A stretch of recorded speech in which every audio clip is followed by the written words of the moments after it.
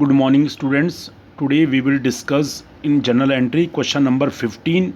Okay, in new book it is question number 15. Okay, so I will discuss you question number 15. देखो, journalise the following transaction. Okay, तो ये है see I am showing you the question number 15 in new book. ठीक है, this is question number 15. Journalise the following transaction. 2020 paid into bank 21,000, opening a current account, withdrawal personal expenses, withdrawal from bank, placed an amount in fixed deposit. Okay, so I am discussing this question. All of you listen how to do the journal entry. Okay, and see in new book it is question number 15. Okay, so I am discussing, see, question number 15. Okay, date. So on date is in your book is 2020. So first we will write April 1st. April 1st. Okay, paid into bank 21,000 for opening current account, कि आपने bank account bank में जमा किया. ठीक है, to open the current account, आपने current account open किया bank में पैसा जमा करके. तो what you will write, bank open bank account, तो bank account debit to cash account. ठीक है, बैंक में जमा किया, क्या जमा किया, कैश जमा किया. ठीक है, कितने कितने से बैंक अकाउंट में कितना जमा किया आपने, 21,000. Okay, narration now you can write. Okay, you can write as it is narration being, but narration will be started from being paid into bank. ठीक है, to open a current account. Withdrawal for, देखो April 2 को क्या है, withdrawal for personal expenses. April 2 withdrawal for personal expenses. So what you will write, personal expenses means it is a drawing account debit. Personal expenses is a drawing. और क्या निकाला bank से, to cash. Okay, because withdrawal for personal expenses, तो you can write drawing account debit to cash. क्या business से क्या बाहर गया, कैश. कितना निकाला, 5,000. ठीक है, उसके बाद देखो विड्रॉल फ्रॉम बैंक ₹3,000. ये बच्चे ऑफिस यूज़ के लिए हैं. अप्रैल 4 को, या विड्रॉल फ्रॉम बैंक 3,000. अप्रैल 4 को है, अप्रैल 4 को. तो विड्रॉल फ्रॉम बैंक, तो विड्रॉल फ्रॉम बैंक मीन्स कि बिजनेस में क्या आया, कैश आया. Cash account debit to bank is a giver. Bank क्या है, गिवर है. कितने रुपए निकाले बैंक से, 3,000. Got it. Receive an amount in fix deposit, receive an amount in fix deposit account at a bank by transfer from current account. कि current account की कहने का क्या मतलब है, कि आपने placed an amount in fix deposit, कि बिजनेसमैन ने एफडी में बैंक में डिपॉजिट किया. Fix deposit is for the long period, it is a assets. ठीक है, transfer from the current account, current account से मनी ट्रांसफर की फिक्स डिपॉजिट अकाउंट में. ठीक है, तो व्हाट यू विल राइट, अप्रैल, कौन सी डेट है, अप्रैल 5. ठीक है, तो FD account debit, fixed deposit account debit. ठीक है, fix deposit account debit, DEPO ऐसा. ठीक है, डिपॉजिट अकाउंट डेबिट टू, आपने कहाँ से ट्रांसफ़र किया पैसा, बैंक से, अपने करंट अकाउंट से.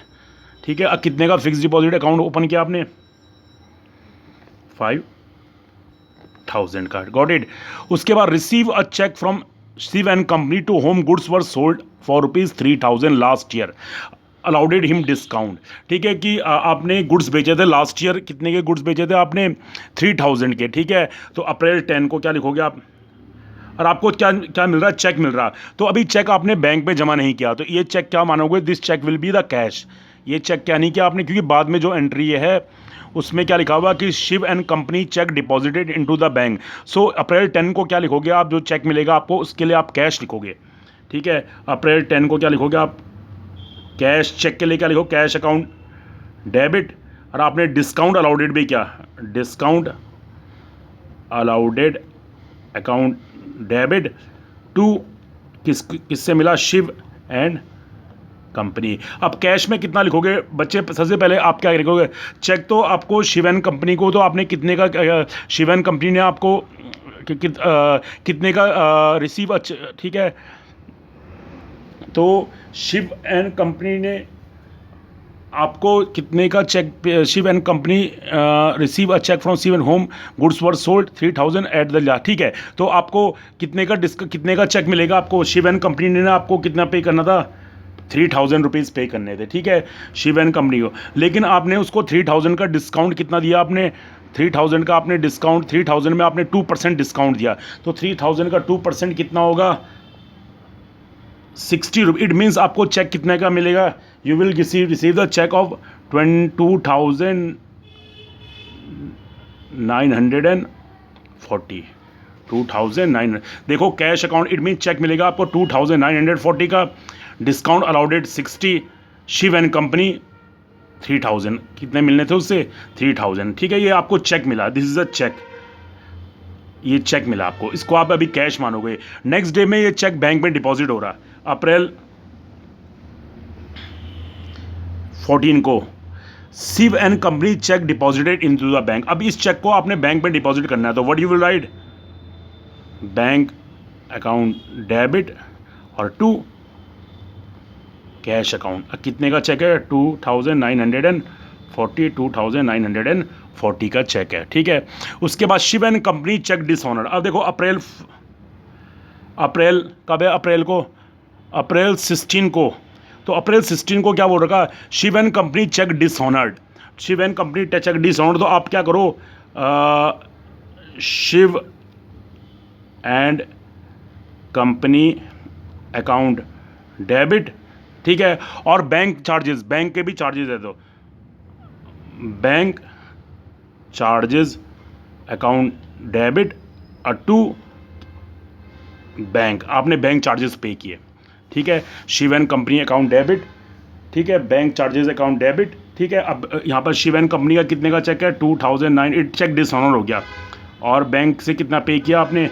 अब बैंक को अपना 2950 ये आ जाएगा, ठीक है। Shiv and company account debit 2940, bank charges को आपको डेबिट करोगे टू बैंक अकाउंट 2950। इसको आप अलग से भी लिख सकते हो, बैंक चार्जेस टू बैंक, कि पहले इसका चेक डिसऑनर करो, ठीक है। आप ऐसे भी लिख सकते हो उसको, आप कैसे लिख सकते हो उसको? एक और जनरल, आप इसको ऐसे भी लिख सकते हो। फर्स्ट यू विल राइट, क्या लिख सकते हो? Shiv and company account debit to bank account, ठीक है, debit, Shiv and company account debit. रुक जाओ है, मैं इसको आपको ढंग से बताता हूँ। देखो इसको आप इस तरीके से भी कर सकते हो, इसकी जनरल एंट्री जो मैंने अभी आपको डिस्कस किया है, इसकी आप जनरल एंट्री इस तरीके से भी कर सकते हो। देखो चलो मैं यहीं पे बताता हूँ आपको, शिव एंड कंपनी अकाउंट, इसकी या फिर ये वाली एंट्री होगी, या फिर कौन सी एंट्री होगी इसकी डिसऑनर की? Shiv and company account debit to bank account. एक तो डिसऑनर की एंट्री होगी 2940, अलग अलग अगर आपको एंट्री करनी है तब दो एंट्रियाँ होंगी, एक ये और एक ये। दूसरी एंट्री क्या होगी? Bank charges account debit to bank account 10 rupees की, ठीक है। और अगर इनको अगर आपने कंबाइन करनी है, अगर इसकी कंबाइंड एंट्री करनी है, ठीक है, इसकी अगर आपको कंबाइंड एंट्री करनी है तो आपको एक एंट्री क्या होगी? Shiv and company account debit bank charges account debit to bank account 2950। Got it. अब उसके बाद देखो, अब लास्ट वाली एंट्री क्या है? अप्रैल कब है? अप्रैल 17 को, ठीक है। अप्रैल 17 को क्या एंट्री है?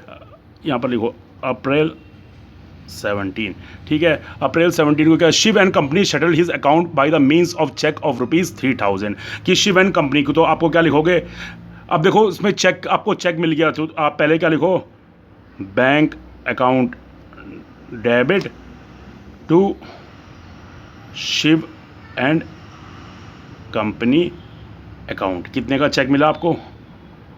3000, 3000, ठीक है। और 400 बीइंग इंटरेस्ट चार्ज, तो इंटरेस्ट चार्ज क्या है, तो इंटरेस्ट चार्ज किया तो क्या होगा, इंटरेस्ट 400 बीइंग इंटरेस्ट चार्ज। तो आप इसके लिए इंटरेस्ट के लिए सेम डेट में क्या लिखोगे, interest account debit to bank account, ठीक है, interest account debit to bank account. अब कितने का इंटरेस्ट चार्ज किया, 40 और 40, अगर बैंक ने इंटरेस्ट चार्ज किया है, ठीक है। अगर इंटरेस्ट रिसीव होगा तो आप क्या लिखोगे, bank account debit to interest account, लेकिन इंटरेस्ट चार्ज लिखा हुआ है, इंटरेस्ट चार्ज, ओके। तो इसमें कंफ्यूजन है, कोई प्रॉब्लम नहीं है, लेकिन अगर इंटरेस्ट चार्ज होगा तो interest account debit to bank account. अगर बैंक से अगर आपको इंटरेस्ट मिलेगा वो आपको पास क्लियरली डिफाइन होगा, बैंक अगर इंटरेस्ट देगा तो bank account debit to interest account, ठीक है। तो ये जनरल एंट्री है। तो this is a question number 15, okay. तो इसको आप अपने उसमें करना, question number 15, okay students, thank you.